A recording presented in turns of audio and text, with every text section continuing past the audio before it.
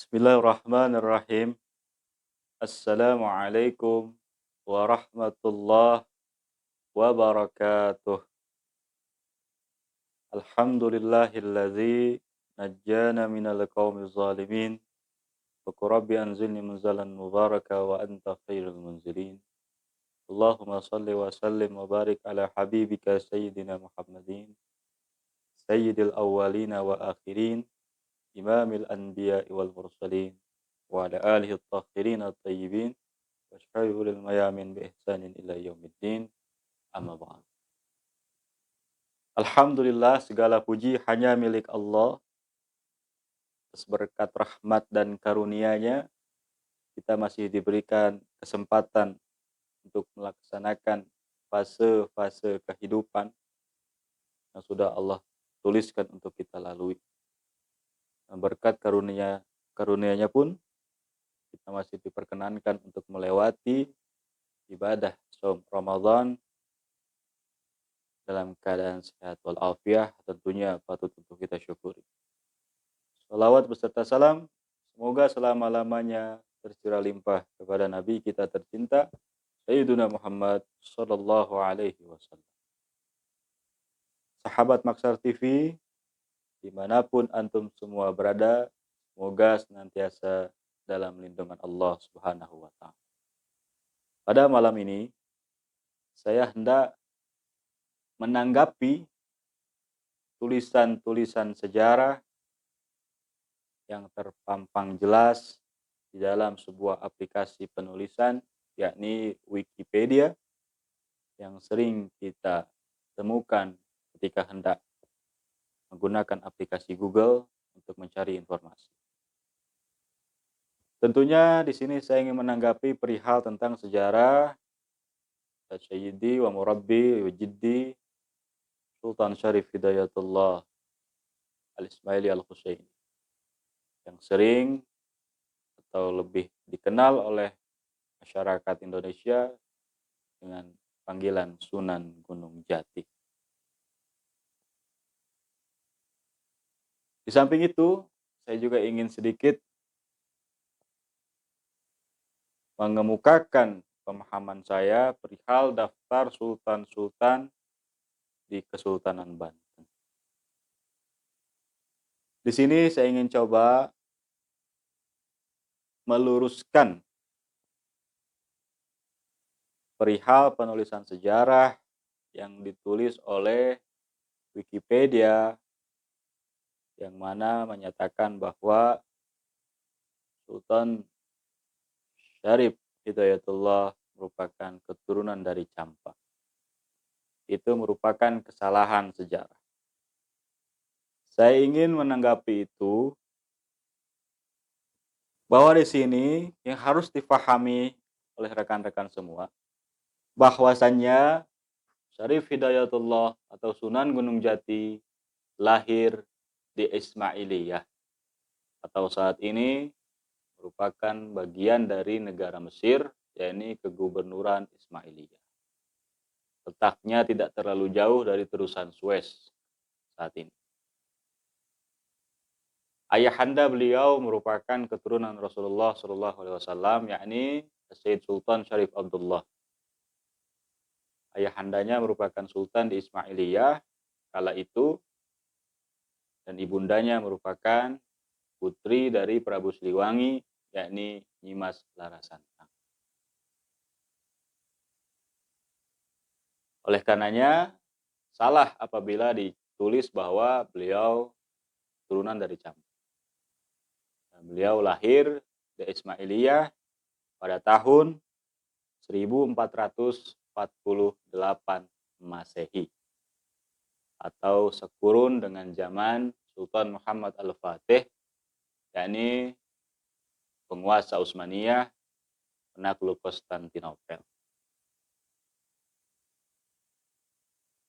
Sultan Syarif Hidayatullah dalam usianya yang muda kala itu 20 tahun menerima amanah dari orang tuanya, khususnya dari ibundanya, untuk kembali ke tanah leluhur ibundanya, yakni tanah Jawa, untuk menyebarkan ajaran Islam. Alhamdulillah, beliau menjalankannya dan hingga atas izin Allah sampai di tanah kelahiran ibundanya, tanah Jawi, khususnya sampai ke tanah Cirebon. Hingga singkat cerita, beliau menjalankan amanah orang tuanya, sampailah beliau memimpin di tanah Sunda ini, di tanah Cirebon, menjadi sultan sekaligus penyebar agama Islam ternama di tanah Jawa dan Nusantara pada umumnya. Beliau wafat di Cirebon pada tahun 1568 Masehi dalam usia 120 tahun. Jadi beliau Sultan Syarif Hidayatullah wafat di usia 120 tahun.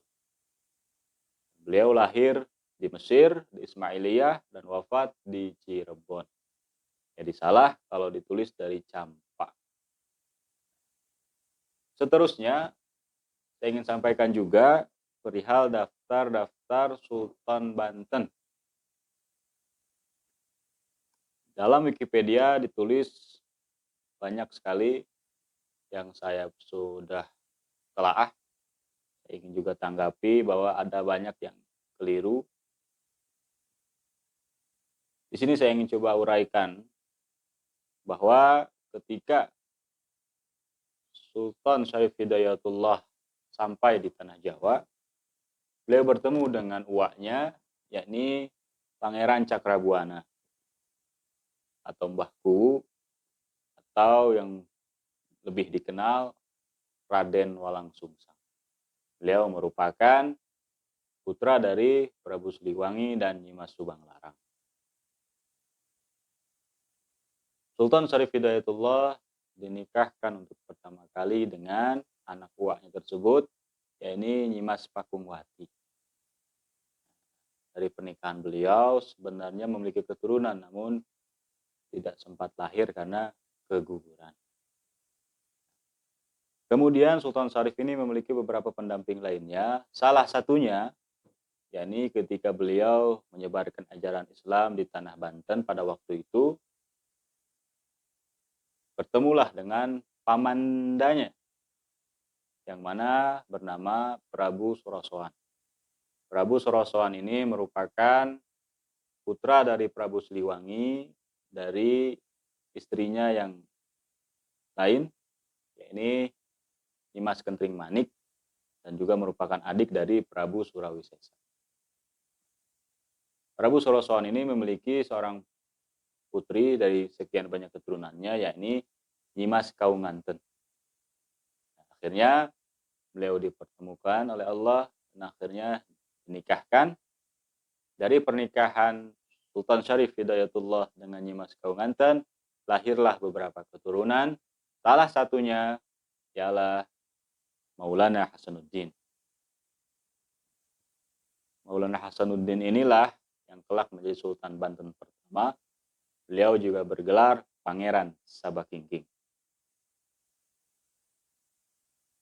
Beliau lahir pada tahun 1479 Masehi. Jadi Sultan Maulana Hasanuddin, Sultan Banten pertama, lahir pada tahun 1479 Masehi dan wafat di Banten pada tahun 1570 Masehi. Dan beliau berkuasa menjadi Sultan Banten pertama, yakni dari tahun 1552 Masehi sampai 1570 Masehi. Di awal-awal kepemimpinannya ini, beliau masih menjadi pimpinan daerah protektorat Kesultanan Cirebon. Waktu itu Banten masih menjadi salah satu wilayah protektorat Cirebon sebelum akhirnya bisa mandiri dan berdaulat menjadi sebuah kesultanan. Setelah Sultan Maulana Hasanuddin ini wafat,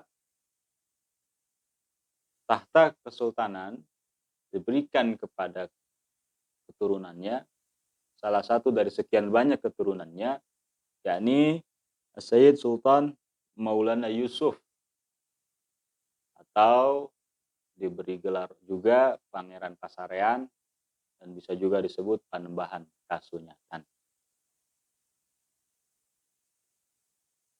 Beliau lahir pada tahun 1504 Masehi.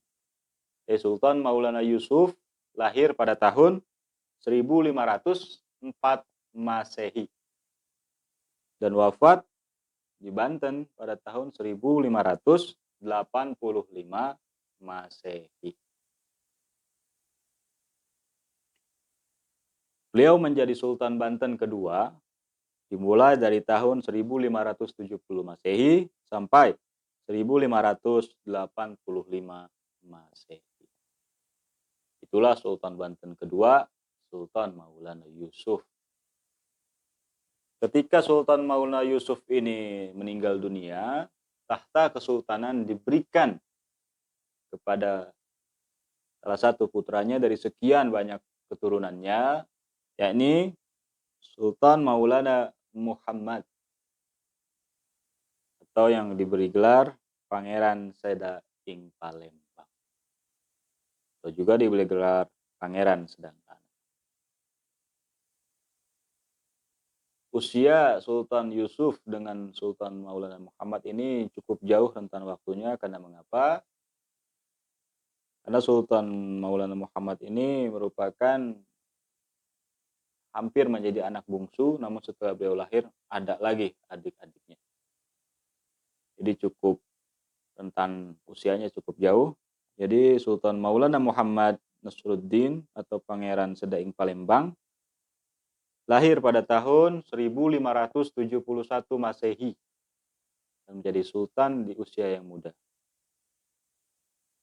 Dan beliau wafat dalam perjalanan ekspansi menguasai Palembang dan memimpin langsung ekspansi militer Kesultanan Banten untuk menguasai Palembang pada tahun 1596 Masehi. Beliau gugur dalam pertempuran sehingga diberi gelar Pangeran Seda ing Palembang. Beliau wafat di usia 25 tahun pada tahun 1590. Beliau meninggalkan seorang putra yang masih balita pada waktu itu, baru berusia 6 bulan, hingga ketika Sultan wafat dan putra mahkota masih balita, akhirnya tonggak kepemimpinan Kesultanan Banten dipegang oleh Pangeran Mangkubumi atau wali dari Sultan.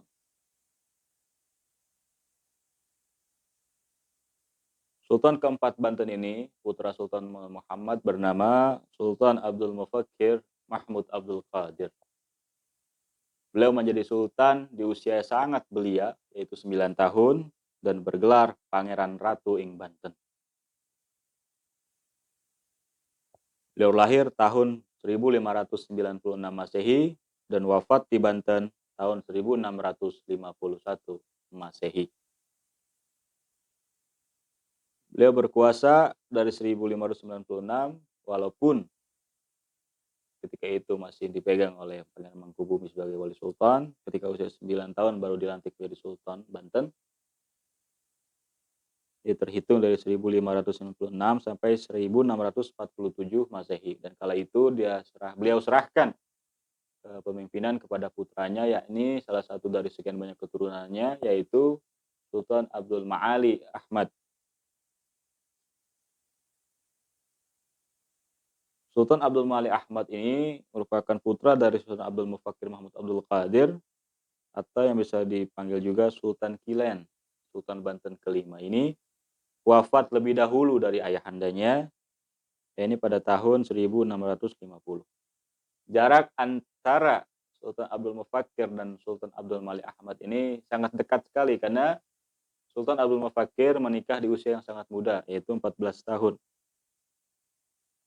Jadi Sultan Abdul Ma'ali Ahmad ini lahir pada tahun 1610 Masehi. Dan wafat di Banten dalam usia 40 tahun, yaitu 1650 Masehi, dan berkuasa menjadi Sultan Banten selama 3 tahun, yakni 1647 Masehi sampai 1650 Masehi.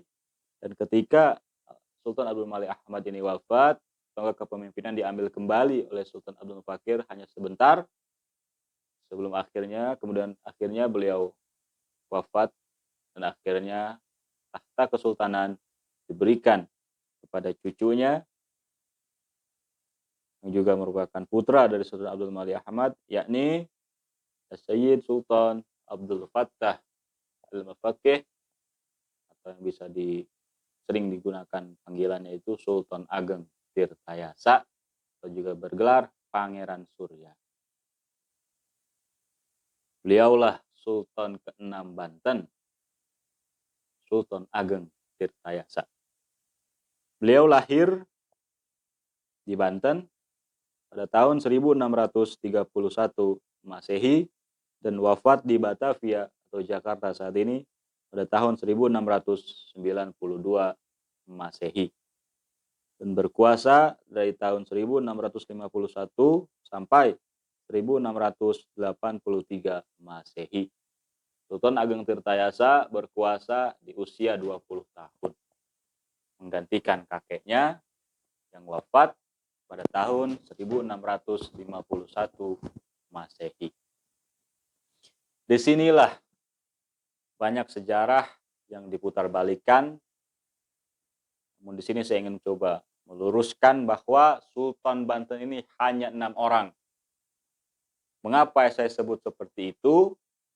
Karena pada tahun 1683 Masehi terjadi ikut campurnya penjajah Belanda mengobok-obok Sultanan Banten pada waktu itu, sehingga terjadilah pertempuran antara ayah dan anak. Yang sama kita ketahui, putra pertamanya ialah Abu Nasr Abdul Qahar, atau yang bisa dipanggil Sultan Haji. Namun ada sebuah kalimat yang diucapkan oleh Sultan Ageng Tirtayasa yang tidak pernah disebarkan dalam sejarah, bahwa ada satu kalimat yang penting, bahwasanya Sultan Ageng Tirtayasa sudah tidak mengakui putra sulungnya itu sebagai anak. Dan mengapa? Tindakannya yang sangat-sangat kurang ajar, yang sudah menciderai pakem leluhur Sultanan Banten. Karenanya tahta pangeran mahkota diberikan kepada putranya, yakni Pangeran Arya Purbaya, yang juga merupakan adik dari Sultan Haji. Jadi keturunan yang melanjutkan tahta Sultan Banten yang sesungguhnya yang terlontar langsung dari mulut Sultan Ageng Tirtayasa adalah Pangeran Arya Purbaya. Beliaulah singa Banten, beliaulah yang melanjutkan perjuangan Sultan Ageng Tirtayasa bersama adik iparnya, yakni Syekh Yusuf Tajul Halwati, mana beliau merupakan menantu dari Sultan Ageng Tirtayasa yang berjuang bersama Pangeran Purbaya melawan penjajah Belanda pada waktu itu, namun pada akhirnya tertangkap dan dibuang ke Sri Lanka dan juga dibuang kembali ke Afrika Selatan hingga akhir hayatnya beliau dimakamkan di sana, sebelum akhirnya diambil kembali ke Sulawesi, tepatnya di Kesultanan Goa. Disinilah bisa saya pastikan bahwa Sultan Banten yang sesungguhnya hanya 6 orang yang sesuai dengan pakem keturunan, yang sesuai dengan norma-norma ajaran Allah dan Rasul, sesuai dengan adat istiadat leluhur Banten. Bahwa ciri dari keturunan Banten adalah dia tidak akan pernah tunduk kepada siapapun, dia tidak akan pernah tunduk kepada kezaliman, dia tidak akan pernah tunduk kepada penindasan, dia tidak akan pernah tunduk kepada kebatilan. Itulah ciri turunan Ksatria Banten. Disinilah bisa saya pastikan bahwa Sultan Banten yang sesungguhnya hanya 6 orang, dan putra mahkota yang dipilih langsung oleh Sultan Tirtayasa adalah Pangeran Arya Purbaya, dan itu dihapuskan dalam catatan sejarah.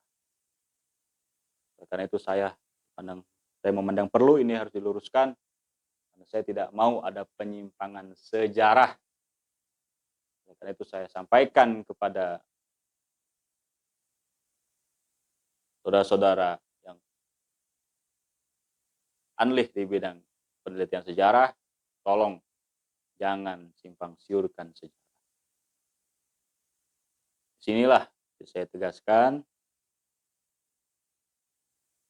bahwa Sultan Syarif Hidayatullah bukan dari Campa, tapi dari Ismailiyah atau sekarang bagian dari negara Mesir.